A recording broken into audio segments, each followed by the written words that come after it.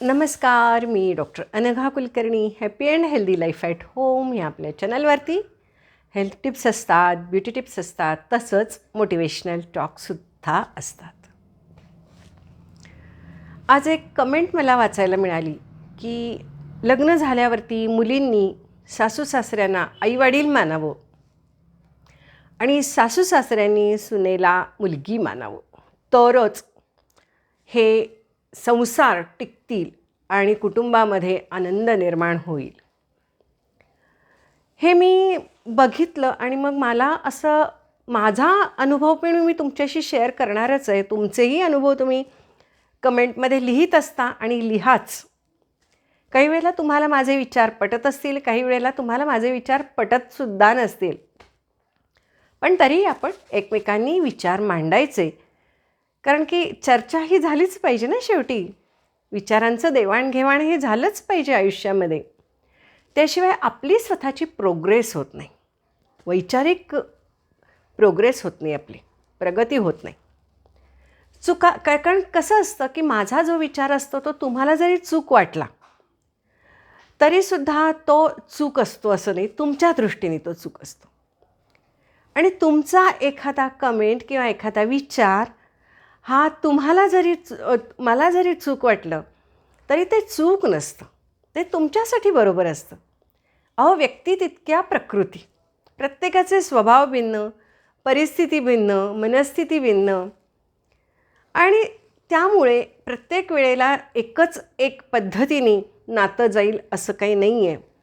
त्यामुळे तुमच्या कमेंट्सही चुकीच्या नाही आहेत, माझा विचारही चुकीचा नाही आहे. आपण सगळेजण आपल्या आपल्या ठिकाणी बरोबरच आहोत.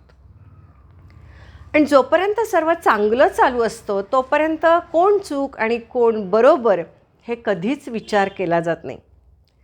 पण जेव्हा केव्हा परिस्थिती बिघडते, कुटुंबामध्ये इम्बॅलन्स होतो, त्यावेळेला मग मात्र कुणाला तरी चूक ठरवलं जातं, कुणाला तरी बरोबर ठरवलं जातं.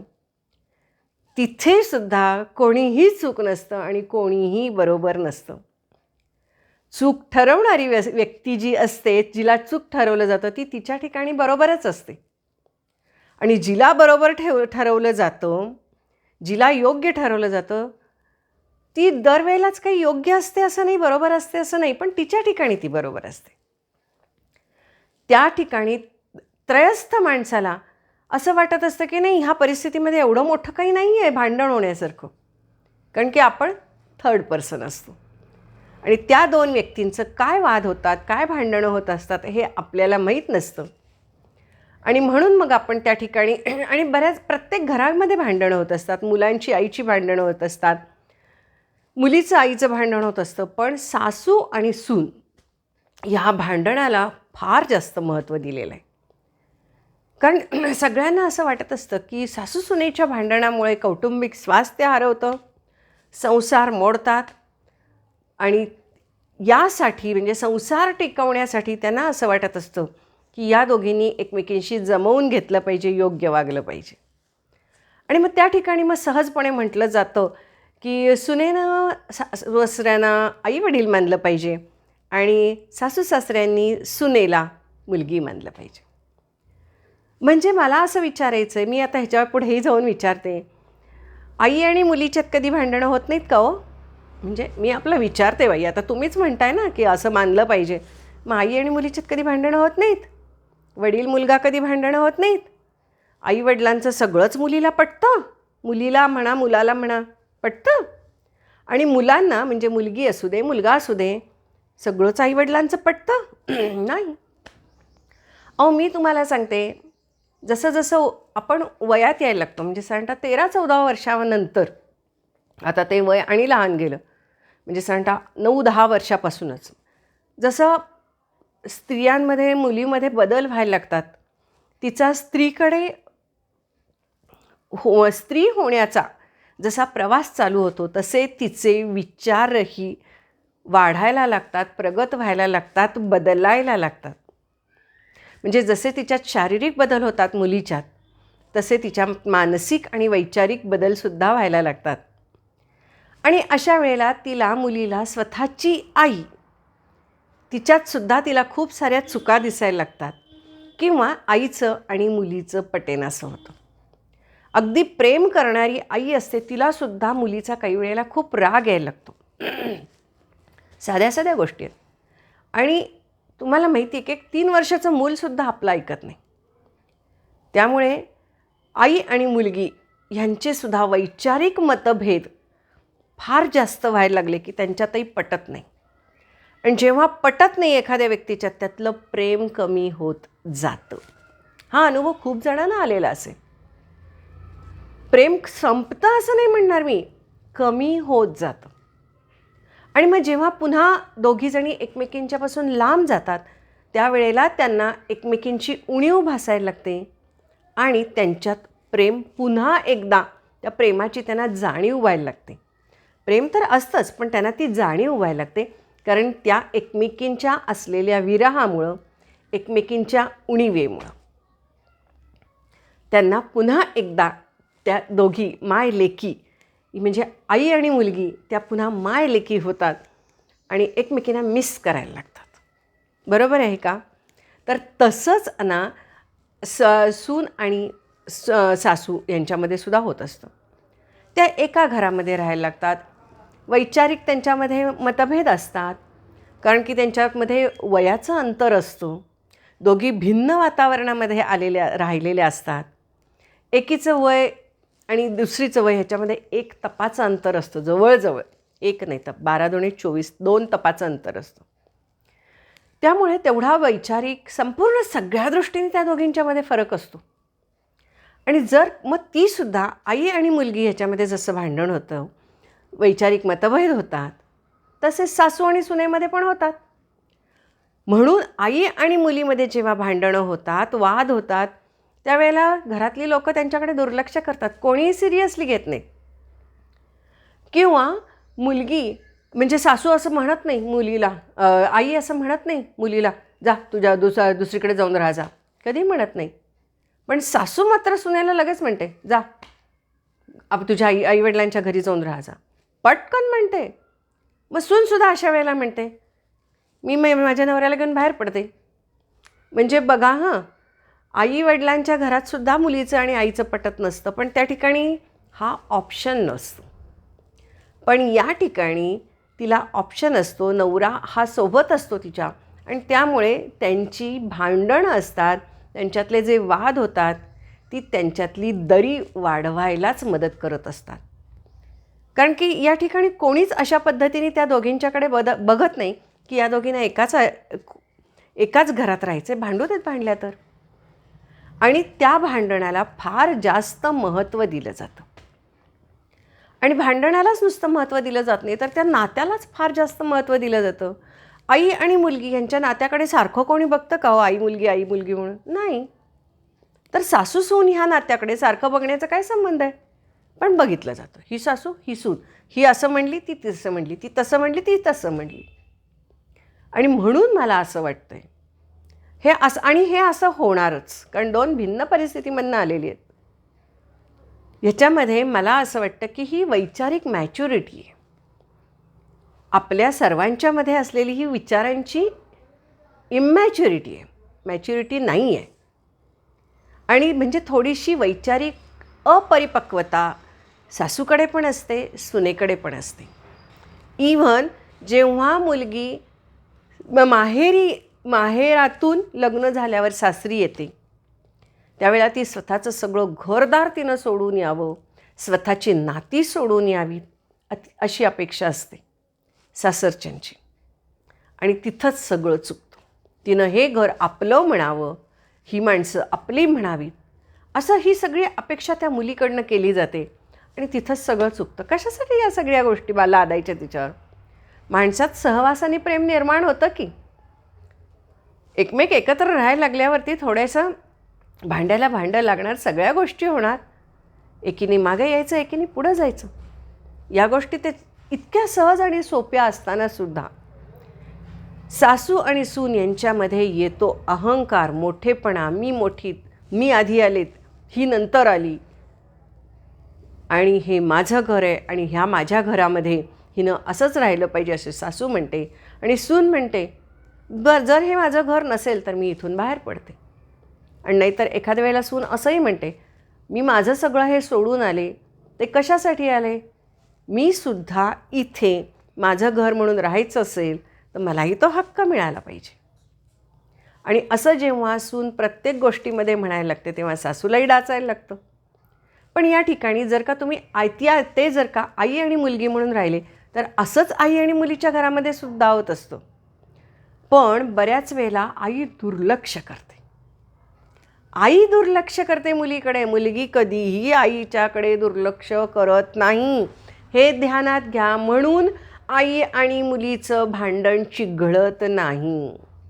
कुठेही असं होत नाही की मुलगी म्हणते आपल्या वडिलांना की चला हो बाबा आपण दुसरीकडे राहायला जाऊया, नाही मला आईच्या घरात राहायचं. कुठंही असं घडत नाही. परंतु सासरी मात्र हे असं सहजपणे घरोघरी घडताना दिसतं. आणि म्हणून मी या ठिकाणी म्हणेन की अहो, लग्न होऊन आलेल्या मुलीवरती कसली घालताय बंधनं? मी तर तुम्हाला सांगते, गंमत अगदी सहज म्हणून सांगते.